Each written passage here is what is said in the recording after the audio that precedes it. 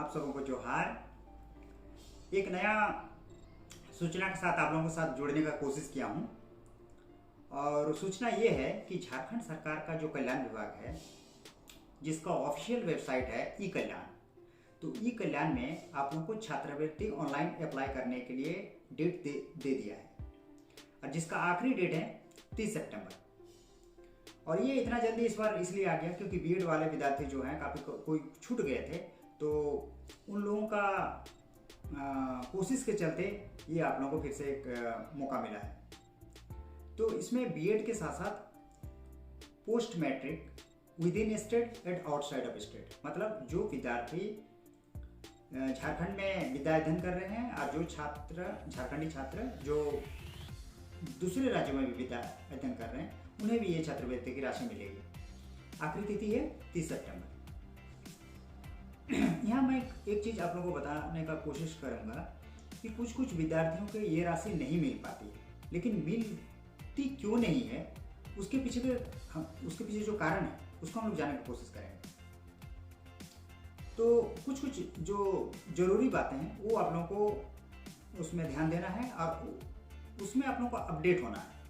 तो सबसे पहला क्या है कि आपका जो भी बैंक में आप अकाउंट खोले हैं, जो इस बैंक में भी आपका सेविंग अकाउंट है, पासबुक चल रहा है, उसको केवाईसी करवा लीजिए और आधार कार्ड के साथ उसको लिंक करवा लीजिए। आपका जो बैंक अकाउंट है उसको आधार के साथ लिंक कराइए सबसे पहला, क्योंकि कल्याण विभाग जो पैसा आपको भेजती है वो आधार कार्ड के ऊपर भेजती है और वो आधार कार्ड जो भी अकाउंट से लिंक रहता है उसमें वो पैसा चला जाता है।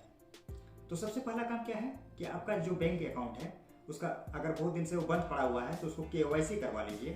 दूसरी बात, आपका जो आधार बैंक अकाउंट है उसके साथ आपका आधार का लिंक करवा लीजिए। आगे और क्या क्या है, आय जाति आवासीय, ये तीनों आपका वैलिड होना चाहिए, आय भी, जाति भी और आवासीय भी। तो ये मतलब एकदम प्राइम फैक्टर है, इसमें अगर इसमें कॉम्प्रोमाइज़ नहीं होता है।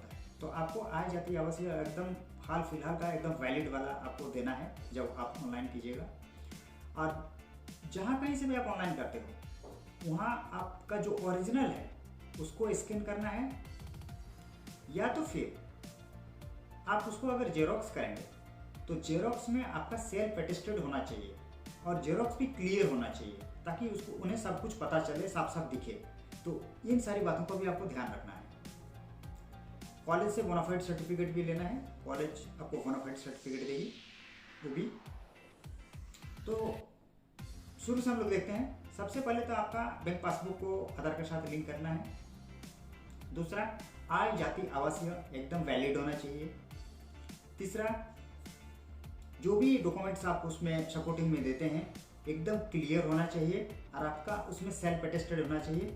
या तो फिर कभी कभी जैसे पिछले बार में क्या हुआ था कि 11th का जो मार्कशीट है उसमें कॉलेज के प्राचार्य का भी उसमें हस्ताक्षर चाहिए था और जो सब्जेक्ट क्लास टीचर था उनका भी हस्ताक्षर चाहिए था। तो इस बार का अभी पता नहीं चला है।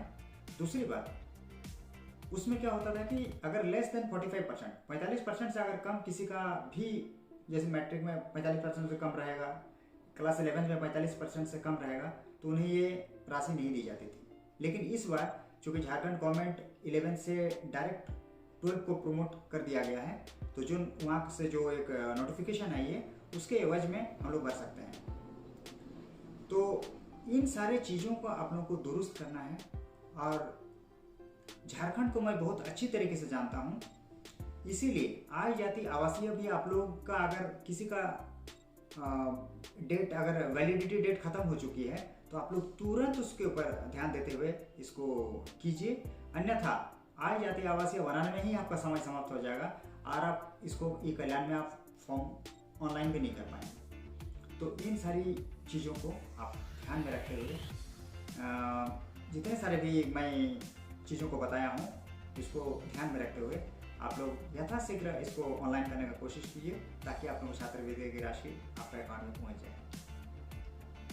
बस इतना ही है। जो